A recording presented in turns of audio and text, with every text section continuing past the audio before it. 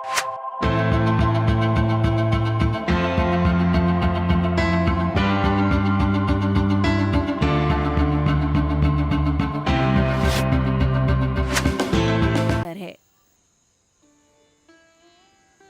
क्या मुझे वाकई मरे हुए और जिंदा के बीच का अंतर समझाना होगा? ये बहुत बड़ा अंतर है ना? आप अभी क्या होना चाहेंगे, जिंदा या मुर्दा? जिंदा, है ना? तो मुझे जीवित होने का गुणगान करने की जरूरत नहीं है। जिंदा होना बहुत मायने रखता है ना? चाहे आप गुरु हो या ना हो, जिंदा होना बहुत मायने रखता है ना? तो ये महत्व हर चीज पर लागू होता है। जो लोग अपना शरीर छोड़ चुके हैं वो प्रेरणा का स्रोत हो सकते हैं, लेकिन आप उनके साथ काम नहीं कर सकते। हो सकता है कि कुछ समय तक वो काम करने के इच्छुक हों, या वो कुछ समय तक काम करने में सक्षम हो सकते हैं। यानी कि अगर उन्होंने खुद को ऐसे सेट किया हुआ है, अगर उनकी खुद पर महारत हो, तो हो सकता है कि कुछ ऐसे गुरु हों जो कुछ समय तक काम करेंगे, वरना उनकी ऊर्जाएं आपकी साधना के लिए अनुकूल होती हैं, पर वो मार्गदर्शक नहीं होते। वो एक अच्छा वातावरण है, एक अच्छा माहौल है, वो अच्छी माटी है आपके विकास के लिए, लेकिन फिर भी वो मार्गदर्शक नहीं है। यहां बैठे हुए ज्यादातर समय आप ग्रहणशील नहीं होते, ज्यादातर समय आप अपना दिमाग ही होते हैं। सच है ना? जब आप ज्यादातर समय अपना दिमाग होते हैं तो आपको मार्गदर्शन मार्गदर्शन और मार्गदर्शन चाहिए। अगर आप पूरी तरह से ग्रहणशील हैं तो मैं तो कहूंगा कि आपको गुरु की जरूरत ही नहीं है, क्योंकि कृपा हर जगह मौजूद है। आपको गुरु की जरूरत नहीं है, आपको मंदिर की जरूरत नहीं है, आपको ध्यान की जरूरत नहीं है, आपको किसी चीज की जरूरत नहीं, अगर आप पूरी तरह से ग्रहणशील हैं। ऐसा प्राणी दुर्लभ है। अभी आप ज्यादातर दिमाग हैं, ग्रहणशीलता के पल इक्का दुक्का ही होंगे, है ना? जब आप ज्यादातर दिमाग हैं तो जीवित के साथ रहना आपके लिए सबसे अच्छा है, मरे हुए के साथ नहीं। अगर आप पूरी तरह से ग्रहणशील हैं तो मरे हुए के साथ भी आपका काम चल जाएगा और उसके बिना भी काम चल जाएगा, क्योंकि कृपा अस्तित्व की किसी एक जगह तक सीमित नहीं है। अस्तित्व में कोई ऐसी जगह नहीं है जहां कृपा नहीं है। हो सकता है कि कुछ स्थान ज्यादा अनुकूल हों, लेकिन अस्तित्व में ऐसी कोई जगह नहीं है जहां कृपा नहीं है। बस इतना हो सकता है कि किसी खास जगह पर यह पर्याप्त तीव्रता से सक्रिय है ताकि आप ग्रहणशील हो जाएं, क्योंकि आपकी ग्रहणशीलता में संवेदनशीलता की अभी थोड़ी कमी है। अब आप देखिए, आप यहां बैठे हैं और आपको लगता है कि यह बस एक बगीचा है। अगर आप मंदिर में जाते हैं तो आप ऐसे बन जाएंगे। लेकिन कुछ लोग ध्यानलिंग मंदिर में जाते हैं, इधर उधर देखते हैं, कुछ नहीं हो रहा, बस टप टप टप पानी की बूंदें टपक रही हैं। कुछ नहीं हो रहा, यहां क्या हो रहा है? फिर हम उन्हें यहां ठंडे पानी में डुबा देते हैं। तब वो जाते हैं, वहां बैठते हैं और उनको कुछ महसूस होना शुरू होने लगता है। कुछ ऐसे होते हैं, अगर आप उन्हें ठंडे पानी में 3 बार डुबकी लगवा दें तो भी कुछ नहीं होता। वो वहां बैठकर फिर भी ऊपर नीचे देखते रहते हैं। आप उन्हें भैरवी के पास ले जाइए, अचानक वो जाग जाते हैं। ये सब अलग अलग तरह की ऊर्जाएं हैं। ऐसा नहीं है कि यहां पर ये कम है, ये यहां भी हैं, But लेकिन ये उतनी तीव्र नहीं है कि आप महसूस कर सकें। आप जहां भी हों, वो मौजूद है। पहले यहां बोर्ड हुआ करते थे, पता नहीं कि वो अब भी मौजूद हैं या नहीं, मैंने चेक नहीं किया। पहली बार जब मैं यहां आया, जब हमने आकर ट्रायंगुलर ब्लॉक बनाया जो इकलौती बिल्डिंग थी। दरअसल हमारे पास बस एक झोपड़ी थी और ट्रायंगुलर ब्लॉक में हमने सबसे पहले एक कमरा और एक टॉयलेट ब्लॉक बनाया। फिर मैंने पाया कि लोगों को टॉयलेट प्रॉब्लम थी। टॉयलेट प्रॉब्लम जानते हैं आप? एक बार की बात है, शंकरन पिल्लई ने डॉक्टर के पास जाकर कहा, डॉक्टर मुझे सीरियस टॉयलेट प्रॉब्लम है। डॉक्टर ने पूछा, क्या प्रॉब्लम है? तुम पेशाब नहीं कर पा रहे, ये ठीक से नहीं हो रहा? नहीं डॉक्टर, बिल्कुल ठीक से होता है। हर रोज सुबह ठीक 6 बजे घड़ी के कांटे के साथ ही हो जाता है। तो कब्ज हो गया, दिक्कत क्या है? नहीं डॉक्टर, बिल्कुल ठीक से होता है।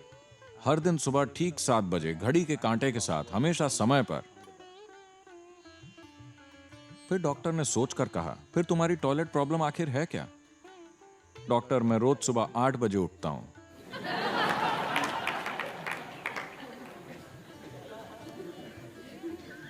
तो लोगों को इस तरह की टॉयलेट प्रॉब्लम्स थी। ऐसा नहीं कि वो नहीं हो रही थी, वो हो तो रही थी, लेकिन थोड़ी बेतरतीब हो रही थी। तो मैंने उनसे कहा कि वहां एक बोर्ड लगा दें, ईश्वर यहां भी है। हर टॉयलेट के अंदर जब आप दरवाजा बंद करके बैठते हैं, आपको बोर्ड दिखता है, ईश्वर यहां भी है, ताकि आप शौच भी थोड़ी पवित्रता के साथ करें। शौच भी एक आध्यात्मिक प्रक्रिया हो सकती है। आखिरकार पूरी आध्यात्मिक प्रक्रिया खुद को स्वच्छ करना ही है। यह एक बहुत ही बढ़िया, दिन के दौरान यह सबसे अच्छी सफाई है जो आप कर सकते हैं। हाँ? तो कृपा वहां भी मौजूद है। टॉयलेट में ये किसी तरह से कम नहीं है, पर हो सकता है कि आप टॉयलेट में उसे महसूस ना कर पाएं, क्योंकि आप अपना काम खत्म करके वहां से बाहर निकलना चाहते हैं। मंदिर ज्यादा अनुकूल है। सिर्फ माहौल में ही नहीं, ऊर्जा के स्तर पर भी इसे अनुकूल बनाया गया है, ताकि आप उसे महसूस कर सकें। अभी हर जगह जीवन ऊर्जा मौजूद है, पर आप उसे ग्रहण नहीं कर पा रहे। आपको एक खास तरह से भोजन को तैयार करके खाना होता है, तभी आप इसे अपने अंदर ले पाते हैं।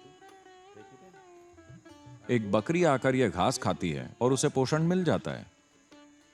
आप इस घास को खाकर पोषण प्राप्त नहीं कर सकते, आपको अलग तरह की चीज चाहिए।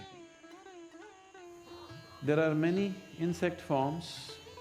ऐसे कई किस्म के कीड़े हैं, ऐसे कई माइक्रो ऑर्गेनिजम्स हैं जो अपनी 90% जीवन ऊर्जा धूप और हवा से प्राप्त करते हैं,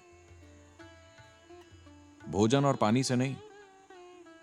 उनकी सिर्फ 10% ऊर्जा ही पानी और उनके खाने से आती है, क्योंकि वो बहुत छोटे हैं। Because they are micro. अगर आप माइक्रो हैं तो आप कितना खाएंगे? माइक्रो माइक्रो, है ना? तो आपके अंदर भी अगर आप बहुत ग्रहणशील हो जाते हैं, तो आप देखेंगे कि अगर आप दिन भर बहुत ज्यादा खुश रहते हैं, तो आप देखेंगे कि आपके भोजन की मात्रा कम हो जाएगी, क्योंकि आपकी ग्रहणशीलता बेहतर है। आप सूरज की रोशनी, हवा और पानी को जिस तरह से ग्रहण करते हैं, आपकी 60% जीवन ऊर्जा सूरज की रोशनी, हवा और पानी से आसानी से पैदा की जा सकती है। बस 40% ही भोजन से प्राप्त करनी होगी। दुनिया में अधिकतर लोग अभी जितना खा रहे हैं, उसका बस 25 से 30% खाना खाकर ही अच्छे से रह सकते हैं, अपना वजन बरकरार रख सकते हैं। वही वजन कायम रहेगा, वजन कम नहीं होगा। वो अच्छे से रहेंगे, पहले से कहीं ज्यादा स्वस्थ, कहीं ज्यादा चुस्त, कहीं ज्यादा सक्रिय और कहीं ज्यादा ऊर्जावान। वो जितना खाते हैं उसका सिर्फ 25 से 30% खाकर। आप आजमा सकते हैं, और ऐसा होता है। जब आप भाव स्पंदन कार्यक्रम में होते हैं, तो आप अपनी सामान्य खुराक का 20 से 25% भी नहीं खाते, क्योंकि हम आपको खाने के लिए समय ही नहीं देते। और लोग रोज की तुलना में कहीं ज्यादा एनर्जेटिक होते हैं। लोग संयमा के लिए आते हैं, अगर वो ध्यानशील हो जाते हैं तो वो मुश्किल से ही कुछ खाते हैं, और फिर भी वो बिल्कुल ठीक रहते हैं। तो आपकी ग्रहणशीलता को बढ़ाने की जरूरत है। अगर आपकी ग्रहणशीलता बढ़ जाती है, तब जिंदा, मरे हुए, यहां तक कि वो भी आपकी मदद करेंगे जिनका अस्तित्व ही नहीं है। लेकिन जब आप दिमाग से इतने ज्यादा भरे हुए हैं, तो आपको जीवित गुरु के साथ होना चाहिए, वरना आप खुद को धोखा देते रहेंगे। आपको हर तरह के संदेश मिलेंगे, उस किस्म के जो आपको पसंद है। अगर आपके गुरु आपको स्वर्ग से संदेश भेजते हैं, मैं तुमसे प्रेम करता हूं, तो इसका विश्वास मत कीजिए, यह आपका दिमाग बोल रहा है। Yes, it's your mind. He doesn't do such things. यह आपका अपना दिमाग है, वो ऐसी चीजें नहीं करते। स्वर्ग से प्रेम पत्र प्राप्त करना वैसे भी सस्ता है, क्योंकि इसमें कागज खर्च नहीं होता। पता है, पर्यावरण के लिहाज से यह मुद्दा बड़ा संवेदनशील है, कागज का मुद्दा। तो यह एक बहुत इको फ्रेंडली लव अफेयर है। एक बार की बात है, एक लड़का कॉलेज गया। पहले दिन उसने इधर उधर देखा। उसकी बाईं ओर एक खूबसूरत लड़की बैठी थी। फिर उसने कागज के एक टुकड़े पर लिखा, मैं तुमसे प्यार करता हूं, और तुम? और उसने वो कागज लड़की को दे दिया। उसने लिखा नहीं और उसे वापस कर दिया। लड़के ने कागज को देखा और उसमें से नहीं को मिटाकर अपने पीछे बैठी लड़की को दे दिया।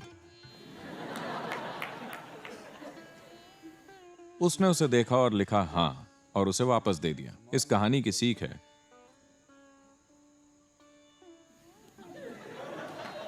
कागज बचाओ और प्रकृति बचाओ।